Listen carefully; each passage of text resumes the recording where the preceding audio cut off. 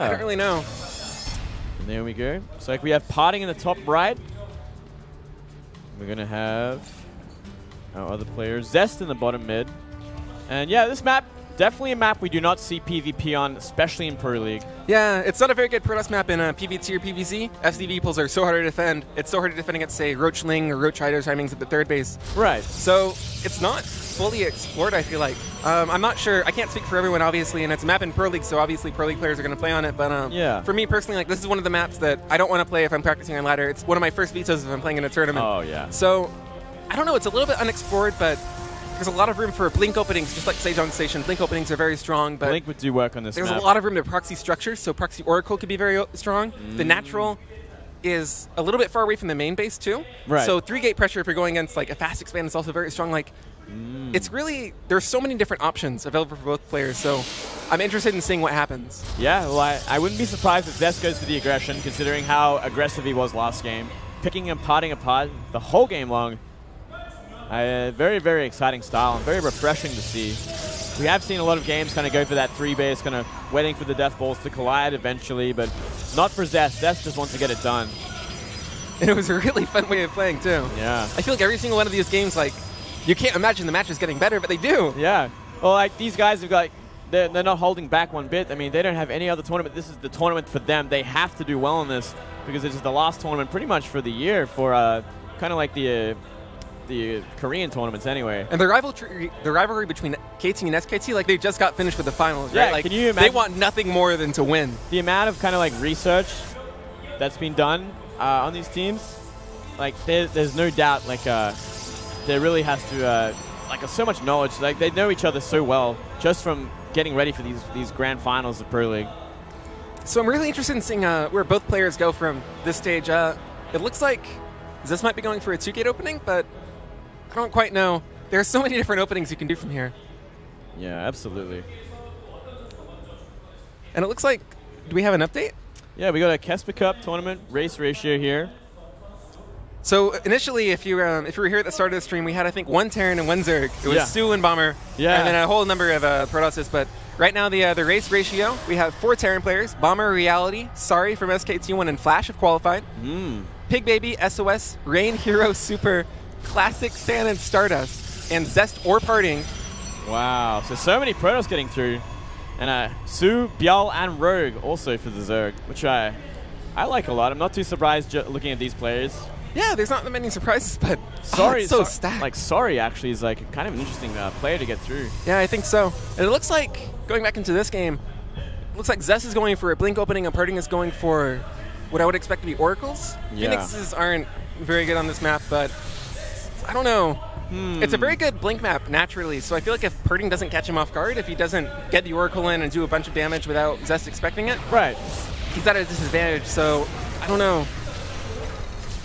Very, very interesting here. But trading in the middle there. This Mothership Core actually going for the scat here, which is actually going to be a huge deal. Going to see the Stargate very early on. Yeah, so we shouldn't be caught off guard from this, and he's going to be very happy when he sees that Stargate. It's going Blink against Stargate is maybe one of the best build order scenarios. It's certainly not a build order win, but you're definitely in the advantage, like significantly in this position. Right, and he does scout it out instantly, and he does see it's an Oracle. And he sees the 2 additional gateways as well, so he knows this isn't Stargate into Robo. He's not going to try to expand off this. This is 3-gate pressure. Right. Following up the Oracles. Oh, looks like he's going to lose his Mothership Core. He lost the Mothership Core. Oh, that's going to hurt. Not going to have Photon Overcharge or anything to help out early on. Although he would have had to recall back anyway, so he wouldn't have had Photon Overcharge anyway, but it's an unnecessary loss. It's something you never want to happen. Yeah, so, it's still kind of a costly loss as well. Yeah. Especially if you're going Blink Stalkers, that's 1 less Blink Stalker if you do decide to replace it, and if not, then you're not going to have Time Warp, you're not going to have Recall, you're not going to have Overcharge later in the game. Yeah, that's very, very true. And it looks like PartinG, after killing the Mothership Core, is going to go into Twilight Council, so perhaps Zest is expecting 3-gate pressure, but PartinG is maybe going to follow up with Dark Templar or Blink.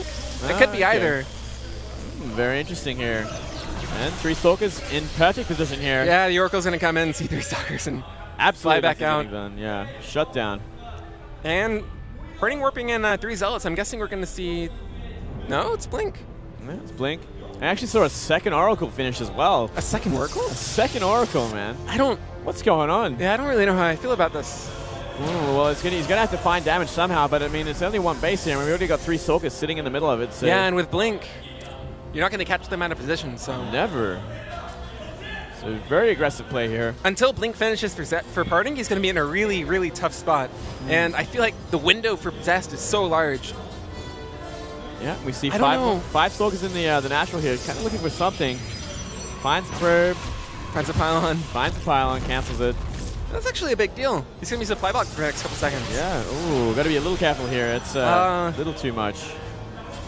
And it looks like the Oracles are going in. They're going to try for something here. 2 Oracles and 1-shot probes. 3, 4, 5, 6, 7, 8 throw down. I was really skeptical of the 2 Oracle play, but wow. So much damage. Wow. Oh, wow. I can't wait. How many? 10. 10 workers. 10 go down. And he's on 1 base. He wasn't going to expand. He was cutting probes. Wow. And from that, I mean, he did lose the 2 Oracles, but do you think that was worth it for 2 Oracles? Well, considering the Stalker counts have almost equalized, at least on his side of the map, yeah, I think so. I was really skeptical at Force, but I guess I shouldn't underestimate Oracles. I guess that was a rookie mistake. Never underestimate Oracles. Ever, ever. And we do see the natural will finally go down for PartinG. Zest's going to do the same, but still catching up in probes. Yeah, but in terms of tech, they both have Blink. The only advantage Zest really has is that he has a Robo, but Colossus are out of the picture. Yeah. I mean, Immortals will help out a lot if the fight comes down to kind of Blink Stalker versus Blink Stalker. If you got a couple of Immortals with that, it'd make a big difference. It's really cool the way PartinG navigated his build. Stargate against Blink to still come out in a way that he wasn't in a disadvantageous position, because almost always it feels like you're going into the mid game, if you get to the mid game, in a position that you're playing from behind. But PartinG with his 2 Oracles, I feel like he caught Zest off guard. That was a really good play. Yeah. Oh, yeah. Completely unexpected. It even made us question what's going on. Now PartinG poking at the natural here. Can he actually make anything happen? He does have Blink.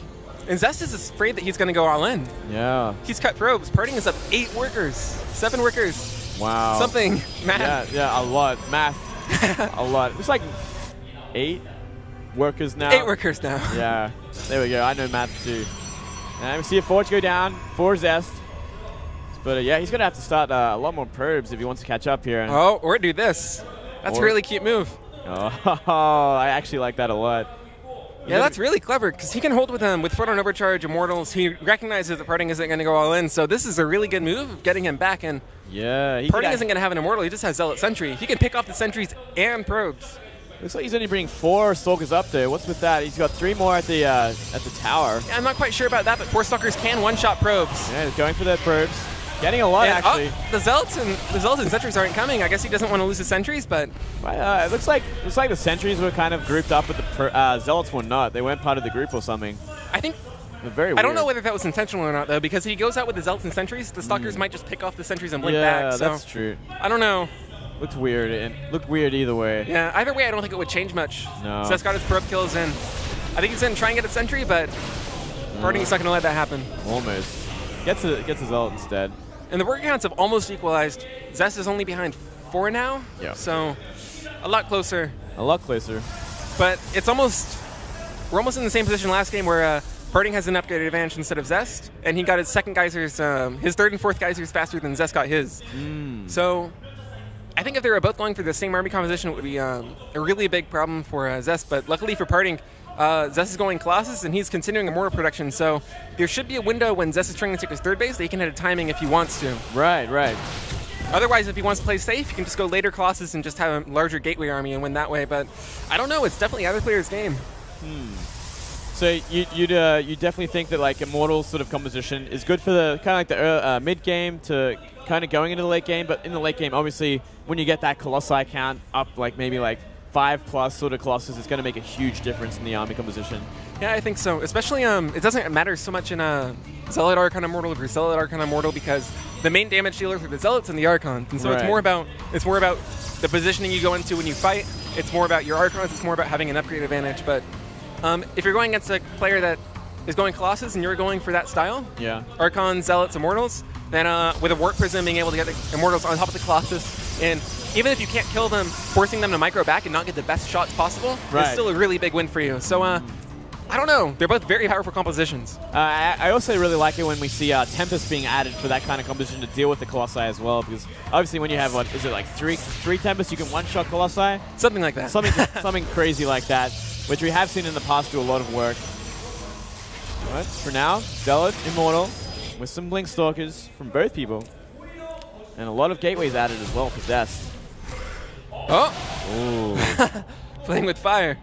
Yep. Zest might actually try to intercept those Stalkers. Yeah, maybe. We do see a third base up for PartinG as well, going down a lot earlier. Oh, free Stalker. Poor Stalker. No. Not paying attention. Although Stalkers don't really matter too much in the mid-game engagements when the big damage dealer with the Archons, the Zealots, the Colossi. Right. But still, any win is a win. Anything you can get, especially when it's taking that Zelnaga tower, giving that information. Some great scouting from Zest, knows exactly what's up. A lot of gateways added. I don't think he's actually scouted that third Nexus yet, though. I think you can intuit from the positioning of PartinG's army, and also it's usually the norm that the player that's going gateway heavy is going to have a faster third base. The player that's going more Colossus tech heavy is going to have a later third base and just a more powerful composition. Right, it's the other player's going to have more of it. Yeah. So, I don't know. I'm a little bit worried that PartinG didn't hit a timing, because I feel like him having a Forge that much earlier was a really big win, and if he's moving out now, but +2 is going to finish for Zest by the time he hits. Yeah, absolutely, and we see these Stalkers kind of trying to do some harassment, but they kind of got caught out by PartinG Stalkers here. He's got to be a little bit careful here. Rest of the army coming down. I believe that is charge lots, yes. You got to be very careful here. Don't want to lose every Stalker. Might catch one or two, but oh wait, PartinG with a Warpin. PartinG with a Warpin, intercepting more units. I think might have gotten one more Stalker. Oh no. Maybe. And here comes this timing, but Zest is 3 Colossi. 3 Colossi here. Ooh, and the positioning isn't even that good for PartinG because he's going to be coming down from that ramp. Yeah, and he blinked in these Stalkers, which is a huge mistake. But the Colossi, they have no buffer. The Colossi completely caught out of position here. The Zealots are on the wrong side, and they're staying alive for now, but how much damage can they do? Can Zest hold on from here? I think he can with these Warpins. Yeah, more Zealots being warped in. Oh, got to be so careful. These Immortals are tanking the Zealots at this point, and Colossi. Never a good position here. We see a drop with the Immortals onto the Colossi. PartinG is microing so well, but so is Zest. Micro here, picking up the weak Colossi here. Who is winning there? It looks like... I don't know. It looks like PartinG is actually getting ahead with this. I think PartinG definitely got the better edge of that trade, but... Oh, that was still so impressive from both players. I can't believe that actually PartinG got ahead. It looked like PartinG was in a horrible position, especially when the Immortals were tanking. Oh, and here come the Stalkers. They're going to pick off the Colossi. Going right for the Warp Prism, so we can't do any micro tricks, and that really swung it in PartinG's favor. Yeah, this actually was a huge overcommittal there from Zest. In a horrible position here, we can actually see a counterattack onto the third base, and we see some Archons being warped in. 4 of them, actually. Yeah, but not many Zealots, and Photon Overture is going to expire in just a minute. Oh, I don't know about this.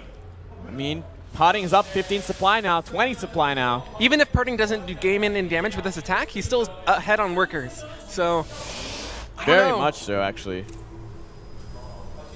It's still really close to call. Yeah, this is very, very close. I mean, 4 Archons can do some work, and now we see some Zealot Warpins as well. But the positioning is so good with those Archons. Yeah. Oh, those Zealots are taking so much splash damage, and the Colossus down too. Oh, Colossus will help a lot in this, so it's going to be up to these Archons to hold on while this Colossus does the damage. And I think Zest might actually have enough at this point, but he's still at such a deficit. Oh, it's so close. Archons just don't do enough work against Archons here. It's just not happening. I feel like if PartinG still had that first Warp Prism and he was able to come in with a flank, he would have been able to maybe end the game just in that position, because Zest was so reliant on PartinG's army getting clumped. Yeah. And taking so much flash damage from the Archons and the Colossi, but I don't know. Oh, we actually see some Archons on the probes for a little bit there. And 1 Archon goes down already, actually. 4 Yeah, 4 Archons to 2. This is not good. 3 Archons to 2. Yeah, and PartinG is powering through. Oh, and the Colossus is even getting focused down from the Stalkers, taking a lot of damage here. Anything that gets warped in is just going to get picked off by the Archons. And down PartinG has broken him. Wow. And this could be game right now. Down 30 supply. Down 40 supply. Last Archon drops. GG. PartinG tying things up 1-1. What a series. What a close game. I kind of feel like because Zest got caught out in such a horrible position because he was chasing those extra Stalkers, like it really gave PartinG the opportunity to kind of just have a great engagement from the top of that ramp. Yeah, considering how close the fight was for the rest of that. Yeah. And it even looked like Zest was pulling through until PartinG had like some amazing micro tricks with his. Well, until Zest